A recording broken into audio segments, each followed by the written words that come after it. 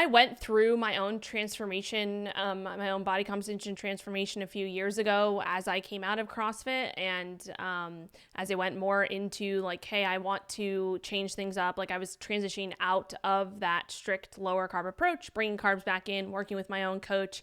And so I like learned lots throughout that transformation. That's really what I based my Keto for Women program on through that. And then also bringing clients through that as well throughout that 2-ish year period of time.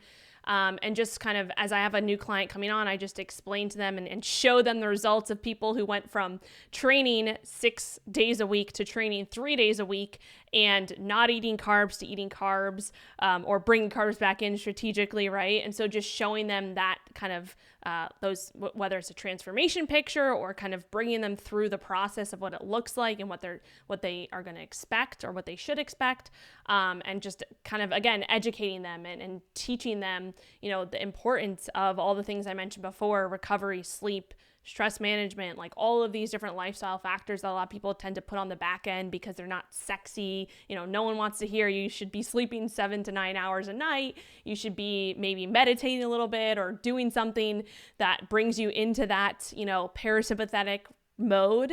A lot of people don't want to hear that because they're like, oh yeah, whatever. But it's really like, those are a lot of the least sexy things that make the biggest difference over the long term that I've found. It depends on the person, but typically the metrics that I track are, we're looking at, it depends on what their goal is, right? If their goal is, say a lot of clients come to me and they're looking for fat loss.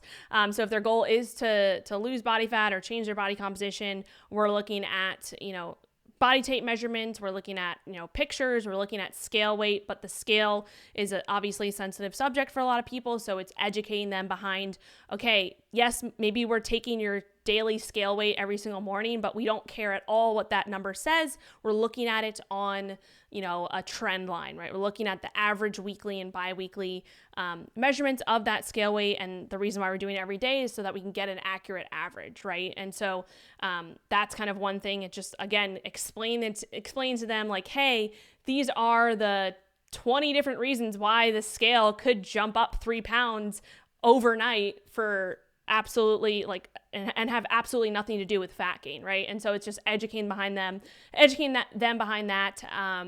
And then in terms of other metrics, we're tracking like their sleep quality, their mood throughout the day, their hunger, cravings, performance, recovery, how those things are all going, and using kind of a metric tracker to track those things daily. And then, each week we can kind of look back and see, okay, like how are these on a scale of 1 to 5, how are all these things lining up, and how did maybe your sleep affect this? And this is why, your hunger was, skyrocketed, but you got four hours of sleep last night. Okay, they can literally see that on paper and say, oh, okay, that makes sense. Maybe I need to sleep a little bit more and I can get my hunger under control, or cravings, or whatever it may be. So I think with me, the biggest thing is just kind of having that data there and being able to show them that, and getting them to get into a groove of realizing that tracking these certain things is very important, especially at a period of time when you're looking to change something that you haven't been able to change in a while.